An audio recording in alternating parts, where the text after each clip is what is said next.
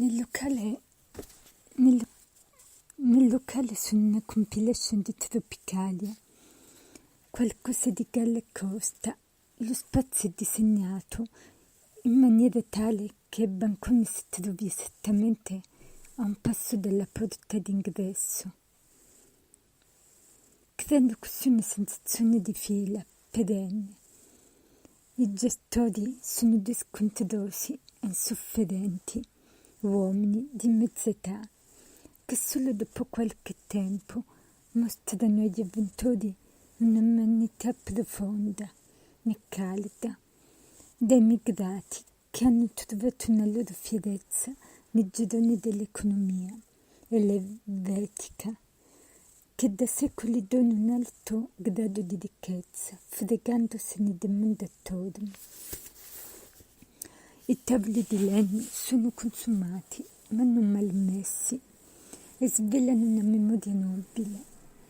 Le luci basse, a poche decine di centimetri dalle sedute, danno quel tono confidenziale che attira improvvisati filosofi, scostanti pensatori, appassionati della parola e più in generale amanti del bere a un costo stranamente sostenibile per quelle latitudini.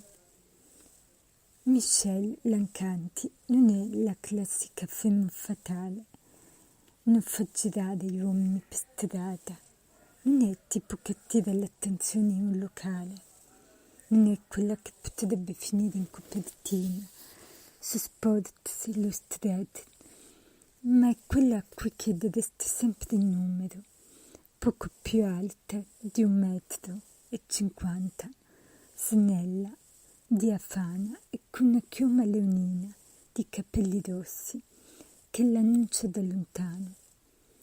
Ha scelto una vita nomade, votata a giornalismo, molte redazioni, parecchi colleghi, contratti ridicoli e ogni volta un buon motivo per cercare altro, altrove, fino ad arrivare qui. Dorme poco, da sempre, e male, solo di recente. Qualche giorno prima ha viaggiato in treno per una decina di ore per raggiungere Vevey e adesso soggiorna in quello che sembra essere il peggiore hotel della città, gestito bruscamente da un ucraino poco più che trentenne, che l'ha indirizzata qui per passare una serata tranquilla. Forse l'unico atto di gentilezza vera che ha avuto nei suoi confronti da 72 ore a questa parte. Michelle siede a metà sala in un tavolo quadrato, un po' in disparte. Ha davanti a sé qualche foglio su cui sta lavorando svogliatamente.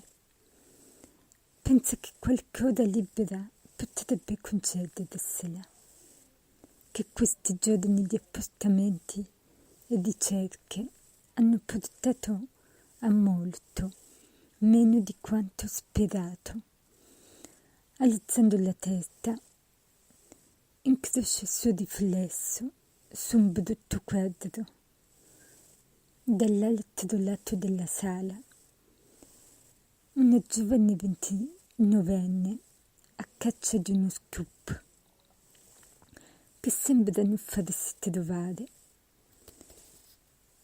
Gli occhi questa sera danno ragioni ai banali, spasimanti, rimasti oltre confine, che spesso li definivano naturalmente tristi, anche se quella che legge sulla sua faccia, a Michelle, pare più fatica che tristezza.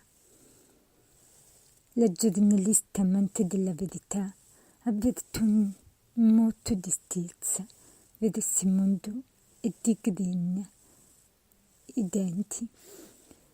Nel locale adesso ci sono 9 persone, un tavolo occupato da 5 ragazzi sui 20 anni impegnati in qualche discorso di natura politica. Una coppia di ragazze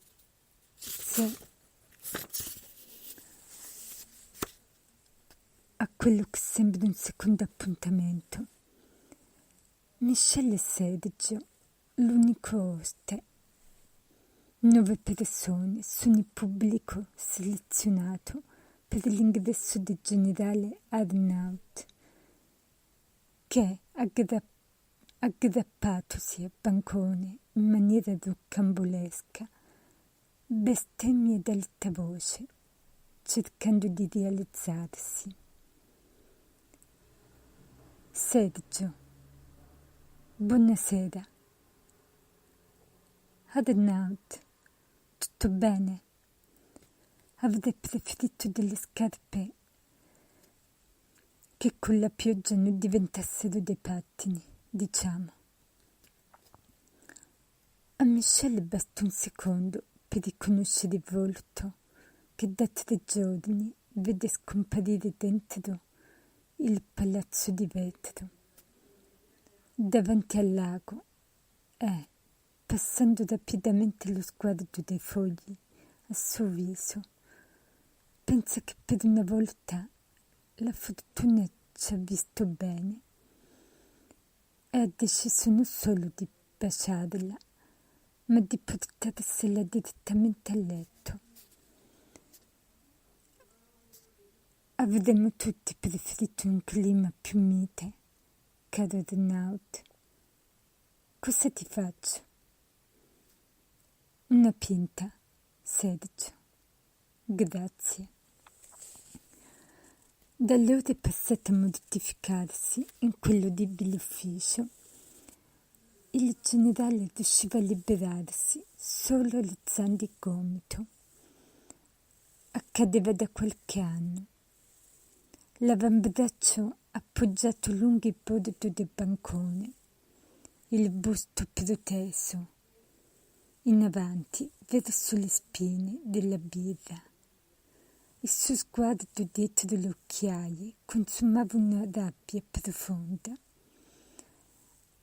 A Tarica nati un momento che gli sembrava così lontano da non ricordarselo quasi più.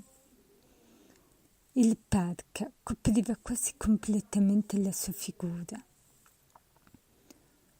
Quell'uomo un tempo faceva parte dell'élite del paese e ora, a 42 anni, era solo un gigante di quasi 2 metri, chiuso in una gabbia che neanche lui sapeva spiegarsi. Tutto bene al lavoro, come sempre. Tu? Già iniziata la stagione dei funghi?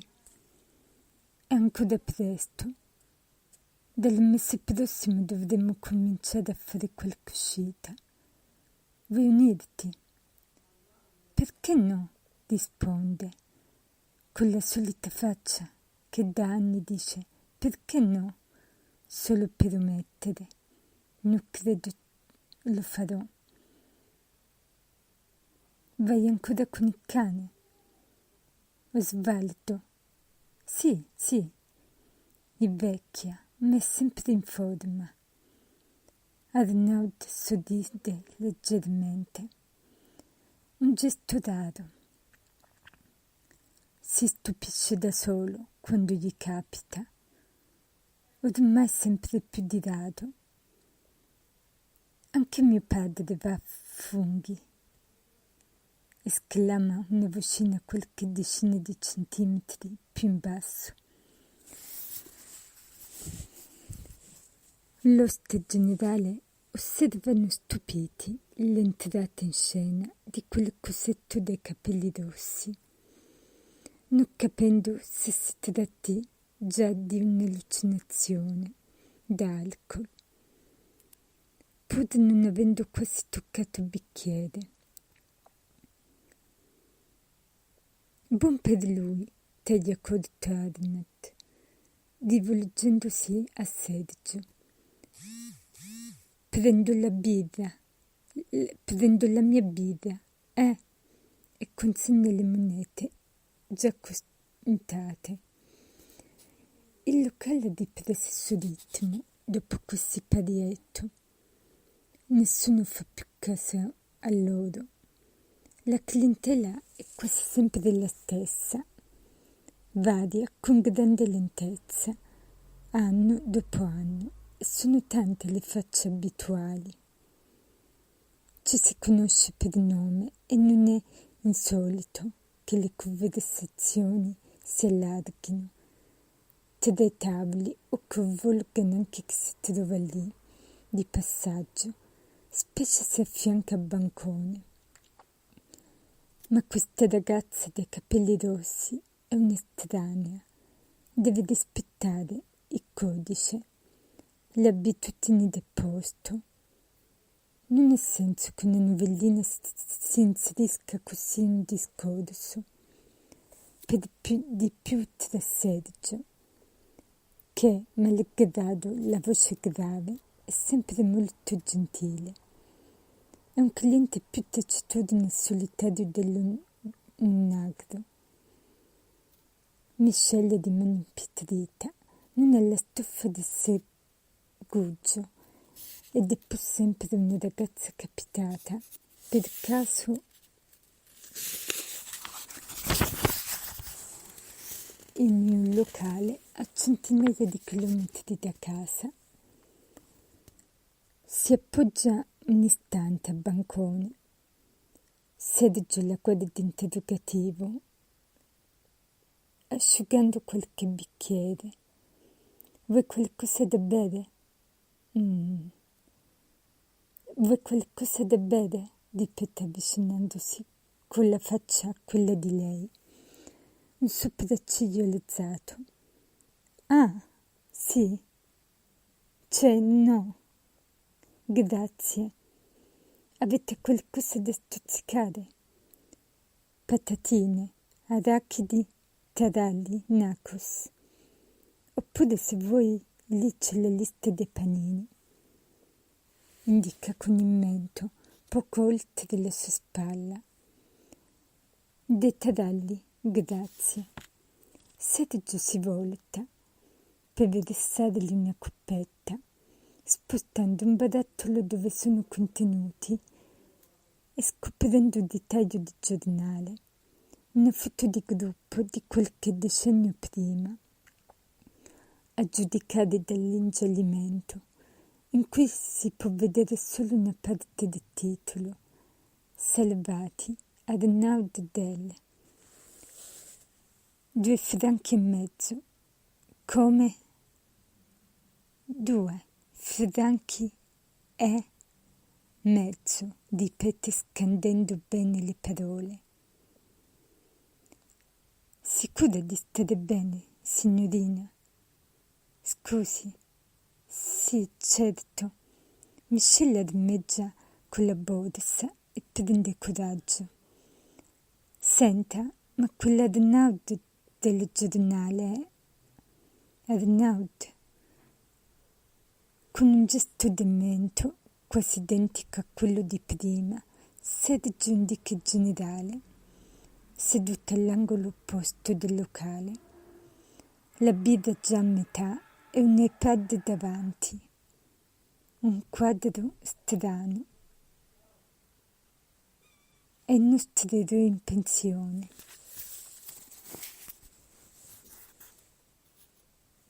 Di solito Zeno De Marchi apre gli occhi tra le 9 e le 10 del mattino, con o senza sveglia, che riserva solo per appuntamenti importanti. Di solito, verso le 10:30, dopo aver affrontato con tutto se stesso il dramma del risveglio, si ritrova davanti a una moka incandescente e a un tostapane ripieno di pancadè, sottiletta e prosciutto cotto preso in offerta al supermercato. Di solito, verso le 11, scrive il suo primo post su Facebook.